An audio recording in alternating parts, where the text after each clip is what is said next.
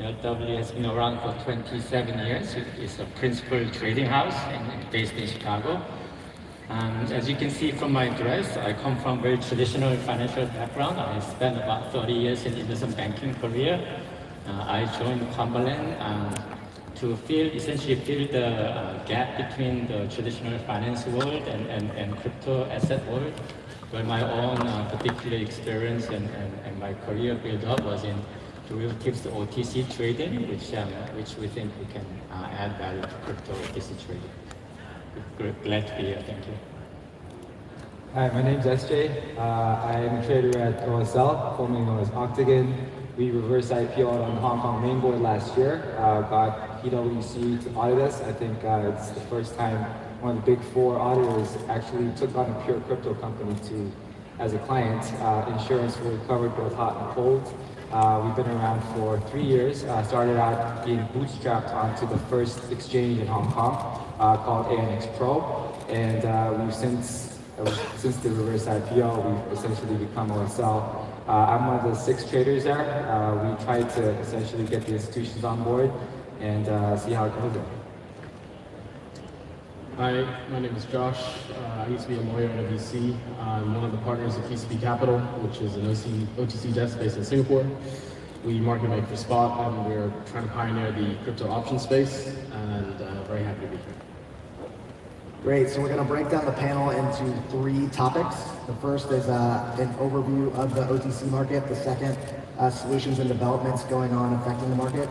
The third is the impact and timing of institutions coming into the market. So starting with the overview, I want you guys to describe what is OTC, in particular focus on the market size. A lot of people don't know how much OTC trades actually impact them. They only see the retail side of the trade. So.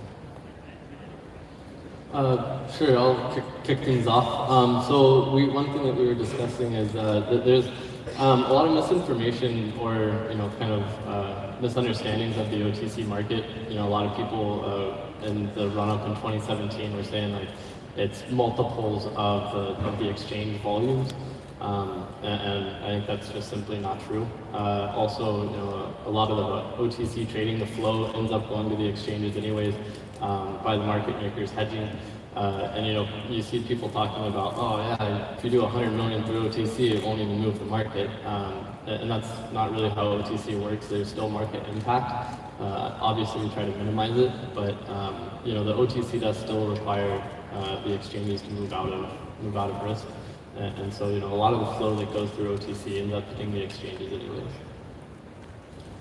If that's the current status, the reason why we are interested in institutions to come in is once the institutions come in, the volume difference will be like huge. Right? So I'm familiar with, for example, foreign exchange and financial derivatives market, which is essentially OTC market. There's no exchange market in this kind of products. I can easily see in the future when institutions come in, the OTC market will be, as you initially mentioned about the rumor before, like 4 or 5 times, but even north of that. So that's the main reason why we are currently waiting for institutions to join the market. It's on the agenda to discuss today. Derivatives and other products coming into the space. But it has to be established that the most commonly traded tokens, Bitcoin, Ether, stablecoins, they're not naturally yielding assets, and there's no avenue really for leverage in this space. So there's a lot of missing capital market instruments that haven't been built yet, and so there's no incentive for people to build a balance sheet, which is necessary for this space to grow. So even if OTCs like us are sitting around waiting in the wings for institutions to bring their money in many cases there isn't much incentive simply because the yield isn't there.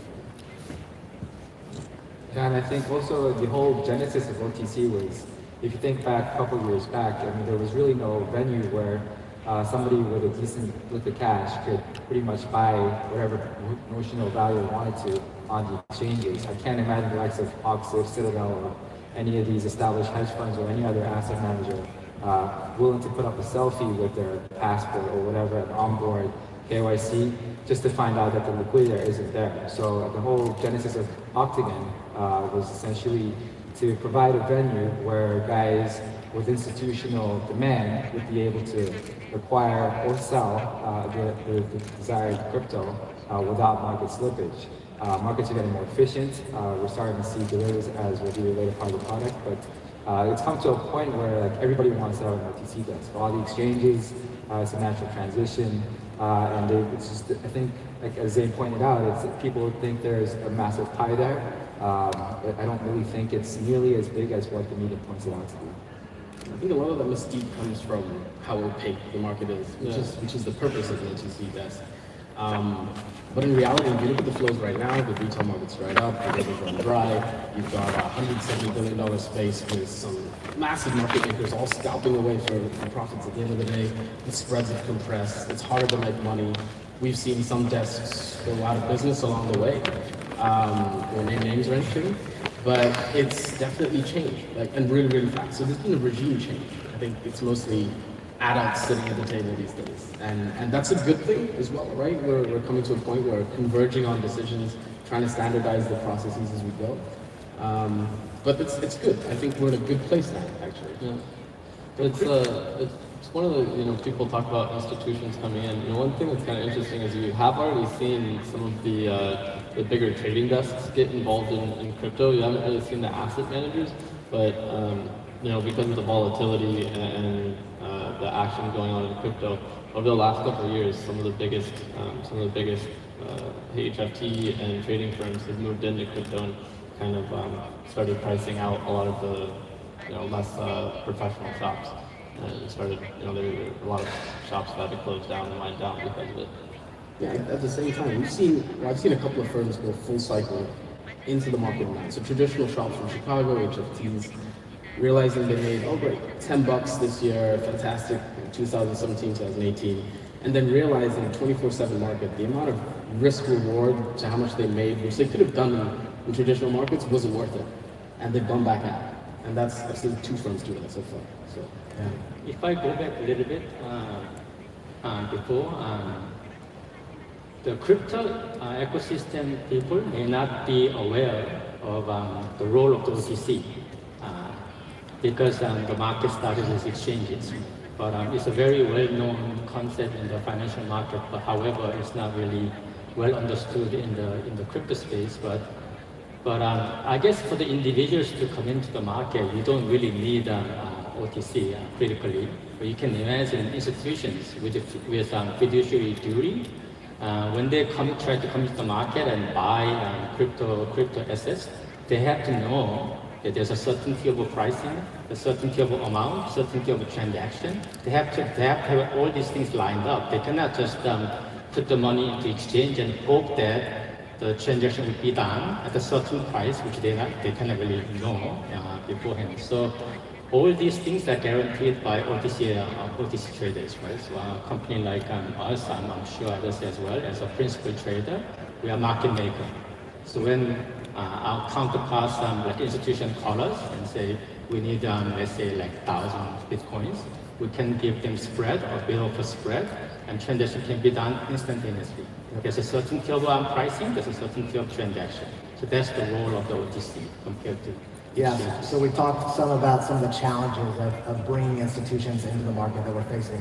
Let's talk about some of the developments that we're seeing in the market today that are good things going on. Maybe start with lending. Talk a little bit about why lending matters, where we're at in the process of development of the lending market coming into OTC. Okay. Go ahead. I was just gonna say that a few years ago, pretty much the only way you had to access borrowing is on the exchanges. Like BitConnect, Polo had peer-to-peer lending. Those rates would go from like 0.05% a day up to 0.75% like that. There was very little liquidity and very little certainty. And so it'd be a lot harder to kind of, if you're an institution, to come in and be able to borrow a large amount of funds at a reasonable rate for an extended period of time. But we start to see a lot of the OTC desks get more and more involved in lending, and that allows these institutions to come in and get active in the crypto space without having to go long first. And that's kind of a fundamental need for institutions to get involved. And so, I'd say we're still in the early days of lending, of the lending facilities, but it is something that a lot of OTC desks have started putting more and more focus on or more and more energy into. I mean, it'll just make the market more efficient. I mean, at this point, there's not really an efficient way to express a short, or you can't really have a position when markets are range bound. But I think options will obviously take care of that. And if you can essentially borrow coins, you can short the market. For example, with these lending facilities that we're seeing pop up now, were around back at the end of 2017. I really doubt that we would have seen a peak of 20,000. There would have definitely been short sellers coming in to check the market on the upside. That wasn't there, so the fact that we're seeing more advanced products enter the scene is obviously more tools for the professional management to eventually come through. And the spreads have clearly expressed that. I mean, if you look across the tier 1 exchanges, the spreads between the actual coins has compressed to less than 30 bits. That's pretty efficient.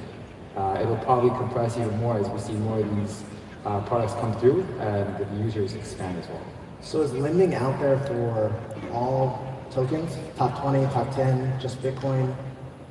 I've seen top 20 so far.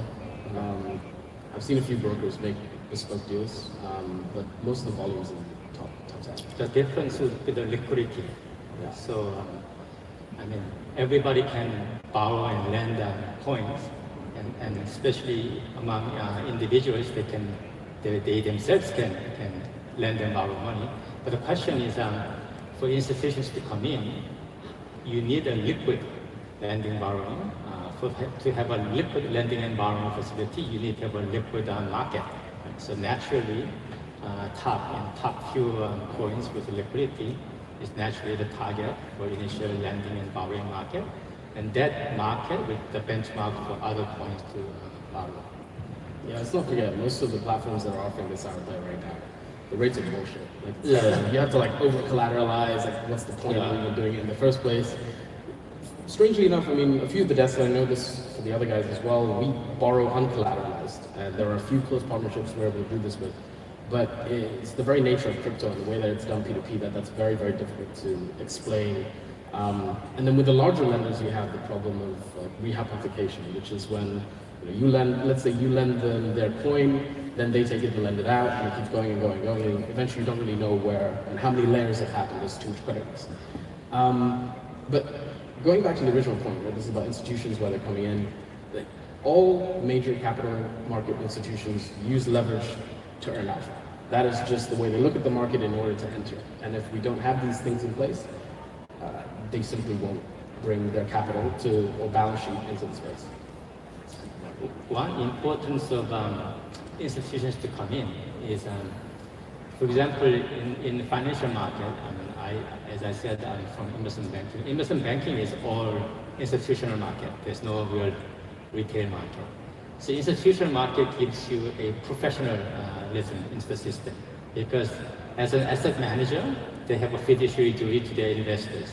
They cannot say, I like to speculate on Bitcoin and I made money, but then I lost money. So and they cannot say like that, like a retail people. Retail people can speculate. If they lose money, they just lose their money.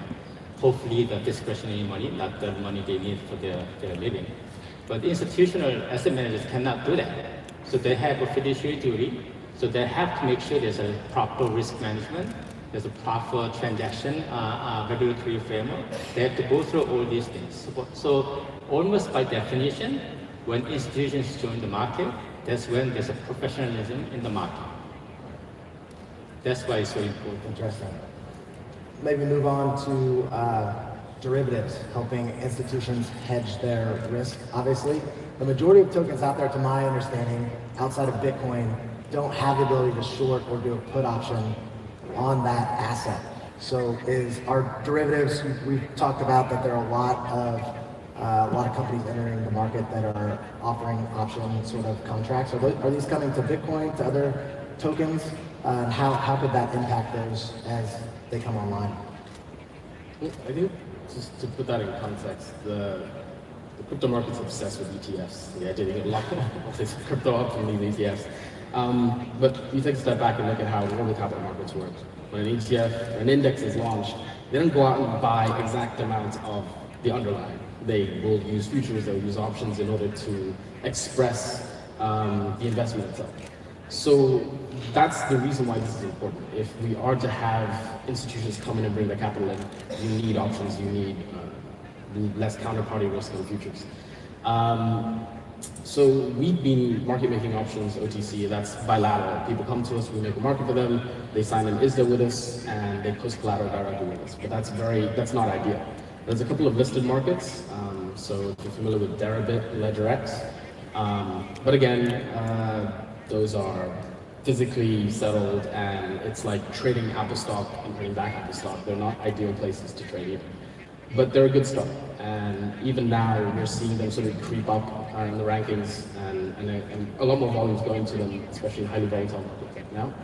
So the natural use case and demand, which Zane's been seeing as well, is miners coming in needing to protect their working capital and operations, projects and ICOs needing to protect their treasuries and think about the next 5-10 years down the line.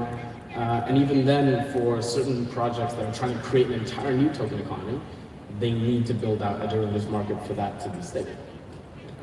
And one of the issues that we've seen in the exchanges that have popped up with derivatives is that you have socialized losses or deleveraging or other manners to deal with the unfilled liquidation orders. And so it's really hard for an institution to come in, take a position, and then when it comes time to settlement, they're like, oh yeah, by the way, socialized loss, you lost 10%. That's not going to fly. And so a lot of the existing derivatives, they're not suited for the institutional crowd. So I think a lot of the OTC desks are starting to try to build products that are have more certainty around them, and I think that would it provides a lot more confidence to the institutions. There's a lot less uncertainty around what's going to happen with an unfilled liquidation order, and so we built out a CFD, CFDs, and that's probably we've received a lot of interest there from the institutions and miners hedging, things like that. So I think we'll continue to see more and more derivatives be built out by the OTC desks themselves, and I think they'll be utilized by a lot of the institutions. Yeah, you can see where the crypto finance is going by actually seeing the history of how financial market move. Right? Why is the derivatives initially invented in the first place in the financial market? That's to facilitate risk management. And then at the same time, since you can do risk management efficiently, that also means you can actually speculate efficiently as well. So you'll have derivatives in asset management type fashion, as well as derivatives in liability management type fashion as well. So when institutions come in, as I said, since they have a fiduciary duty as a professional manager, they have to have a risk management tool. The risk management tool they need is, for example, futures, options, swaps, and all these things are the tools they need to professionally manage their crypto asset when they come in. So naturally, these things will evolve, and then there's a lot of effort going on in every one of our shops to develop this kind of product, and it'll be converge into future market where we'll facilitate institutions to come into the crypto market. And one thing that I've seen is, more and more institutions getting, I've been in the space since 2013. We've seen a number of options platforms pop up, but I've never really seen any consistent demand for options, just because I think that the players in crypto at that time weren't that sophisticated, and just the futures that were out there worked. But over the last 6 months, I'd say, this is by far the most consistent regular demand I've ever seen for options. We get hit up quite a bit asking if we're going to start pricing options, and the more sophisticated traders that I've seen, they're all trying to force the option. So I think we'll definitely see more interest there as time goes on. I just think it just provides, not to beat a dead horse, just more ways to express a position. You can be more tactical. And at the same time, most of the leveraged derivative products, like by definition, they're leveraged products. You don't really need to commit 100% of the capital to express that amount in terms of notional value. So if you're taking a positive long-term view, but for example, there's a forthcoming around, or there's like a protocol upgrade, and you think there will be some midterm volatility and some downside, you can use options to protect that downside while still maintaining a long position. And that you can't really do that. It makes no point if you have to commit 100% of the capital to express that position. That's why, by definition, derivatives are leveraged products. The reason CME and SIBO didn't really take off, I believe, is because the commitment they require just doesn't make any sense. But like Zane pointed out, that there are proper platforms that are actually garnering pretty decent traffic these days. In Korea, a little bit of sideline maybe, but in Korea, futures on crypto are currently illegal. So because exactly because it's an efficient tool to express your view. So it could be expressed as a leveraged way of speculation in the markets. So current regulators in Korea are concerned about speculation, of course. That's why currently futures on crypto, for example, on Chicago Exchange is currently illegal, which is unfortunate because, as we said, these kind of tools are what we need to develop the market more professionally so that institutions can come in. Are there other examples worldwide where derivatives are illegal, or just Korea that you guys can think of? America's CFDs are illegal. Yeah, but then there's similar products that you can trade, but yeah. And Zane, who's the demand currently coming from today? I think, it really there's a wide range, but a lot of some of our institutional clients that have already gotten in that we've seen are FX brokerages. They already have the retail client base onboarded on their platform, trading FX and basically spread betting. And so adding crypto is a pretty easy move for them. And so we've seen a lot of interest from traditional FX brokerages that add crypto as a tradable asset on their platform, and then need somewhere to hedge it. And so that's where we've seen a lot of the interest from institutional players. And I think what we're all kind of waiting for is more of the asset managers to get involved. That's when the big money starts to move in, and not just people taking small speculative bets on spread betting platforms. But yeah, so when the asset managers get involved, I think that's where we'll start to see more fireworks. Got it. Let's talk a little bit about stable coins. 2018 into 2019 has been talked about the year of the stable coin. I think we're up to $3 billion in value in that asset class alone and growing every day. Has that helped access for people around the world, and what impact have you guys seen? And where do you see that market moving and helping OTC guys? Yeah, first, it's a very natural use case. So my firm is based out of Singapore, and we face a lot of local currency markets in Southeast Asia, where you have dislocated FX, a lot of capital controls. You have a lot of people struggling to move money in and out of the country, even for legitimate reasons.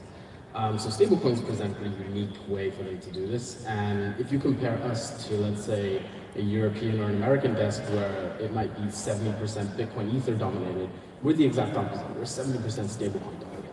And it is really just cross-border capital flows across Southeast Asia. So in markets where, for example, we do rupiah in Indonesia, they love USDT. You do it in Korea, they've begun to really take a turn for TUSD. No exact reasons why, like there's one preference over another. It's essentially an identical product, one regulated, one not. Using USDC, get adoption across Southeast Asia as well. Various countries seem to have their own flavor. And we're definitely seeing it become mainstream. I just came back from Tokyo 2049 in Hong Kong. You go to Tim South on the Kowloon side, it's there on the board on these like money changers. It's there retail at the street. You can buy it with cash. That's about as retail penetrated as you can get. And they actually do not operate during the weekend. So for us to manage the liquidity of crypto versus fiat, in US, for example, using US dollar stablecoin is very important. You always end up coming to these conferences and people are complaining, there's a use case, and let's figure out what to do with this. And there's always this imagination that crypto will replace fiat. I think stablecoins are a very logical expression that it's going to be the other way around. And that's our view as well. It's fiat becoming more like crypto, and that's exactly what we see in Asia with money mobility. It is essentially a shadow banking layer. People who will never have to touch banks again and simply rely on stablecoins for stored value.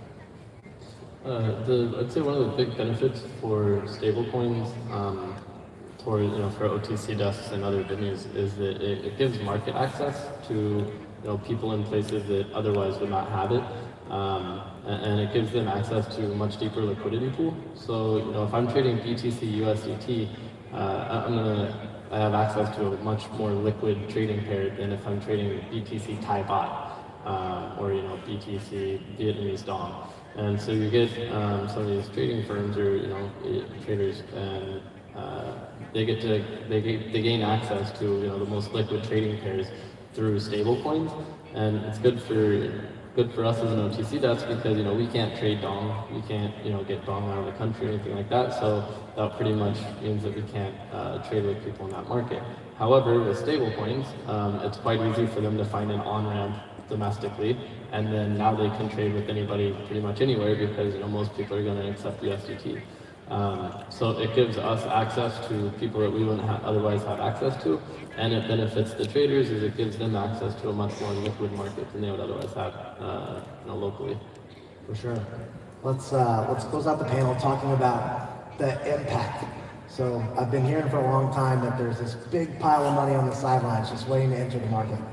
How much capital do you guys think is on the sidelines today, and what could the potential impact when it does come be to the market in general? Yeah, I could start with the traditional financial market situation. Currently, global size of the asset management pool is about $80 trillion.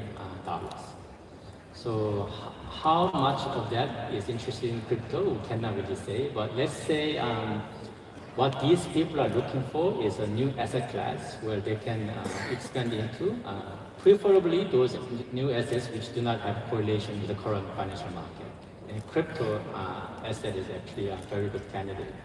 Let's say even only like 1% of current asset management pool, they invest into crypto world. So 1% of $80 trillion would be $800 billion, compared to $175 billion of total market valuation of all the cryptos combined. So suddenly, even if you just add cash to cash, new $800 billion added to $175 billion, your market valuation of the crypto world will increase from $175 billion to $975 billion, just from that 1% allocation coming in. So you can imagine the impact on the pricing would be similar scale of multitude. So the potential for price impact would be huge if institutions come in. So that's why we are all waiting for institutions to come in for market professionalism as well as impact on the market. I think it's an often repeated example. Maybe it's already been labored to death, but assuming that crypto is digital gold, like you take that example and you see physical gold markets at about 7 trillion and gold futures, gold derivatives at 35 trillion. I talk to kids these days, 8 years old, they know more about crypto than most people, and by the time they come to maturity, that'll be their store value. So it's a very pithy example, but you can take that as a proxy for where we think this will get to eventually. If you took $1 billion today and put it into Bitcoin, how much would it affect the price? All matters on how you do it, right? Like, are you just gonna go market long on BitMEX 100x or something? Or, it depends, are you gonna break it up across venues? Are you gonna do, like a TWAP? I think it'd push the price up a good bit, obviously. But I think it's also 50 on each. I think it's also a little bit of a fallacy that it's like this huge amount of money and then, all of a sudden it's gonna be banned and it's in the market. I think it's more like a slow bleed. We start to see, a lot of interest from family offices and so you'll start to get like a little dribble from, or a little, people slowly starting to move in, and over time it'll just increase the size of the pie. But it's not going to be like we wake up one day and it's like, oh, bam, I guess institutions are in now, everything's in, and market's rallying. It'll just be a slow bleed into it as as the market grows and matures. So I heard a rumor that our deconomy Bitcoin run that happened 2 days ago, I heard a rumor that it was one person that just hit a buy order on the market. True or false? I mean, if you look at the exchanges they hit, I won't name them, but the 3 exchanges are essentially the constituents of what comprise the BitMEX index. I don't think it was a coincidence that they chose these venues, knowing that in times of high traffic, there are occasionally times when you can't really execute at the price you want, and you're forced to do it $10 higher, or you're actually liquidated out. I mean, it could be the case where somebody already amassed a significant position during this Goldilocks market for the past 3 months and just wanted to see the portfolio move. But I mean, at the end of the day, like for the instos to come through, I don't really think it will be a slow bleed. It'll be one big case, and frankly, at this point, I think the risk of not doing anything is much higher than getting involved. So, perfect example is the Ivy League endowments. Like you saw one guy jump in, and basically, I think it's 15 of the top 20 endowments are all involved. These endowments don't really compete with the performance of hedge funds or national pensions or whatever. That's their niche. So if we see a use case a success case in one of the hedge funds or one of these mutual funds or asset managers, I think it'll just be like a stampede to the gates. So is that a true? Say what? Was that a true on the one individual or false? Who knows, man? Confirmed, there's a few strong hands out there who are cornering the market. Yeah. And anyone on this panel will tell you it's been a bloodbath on our debts for the last 48 hours. So another rumor that I've heard recently is that there's capital out there with a set price floor waiting for Bitcoin to hit that level, to hit the buy button. You guys feel like that's $1 million Bitcoin as well? I think humans have a natural, we like nice round numbers, and so like you'd see a lot of soft hunting that'll go right towards that nice round number. So I'm sure that there are strong price levels that people are willing to go in, but I don't think it's going to be like if we see 3,000, then it's instantly going to jump up to 10,000 because everybody's pouring in.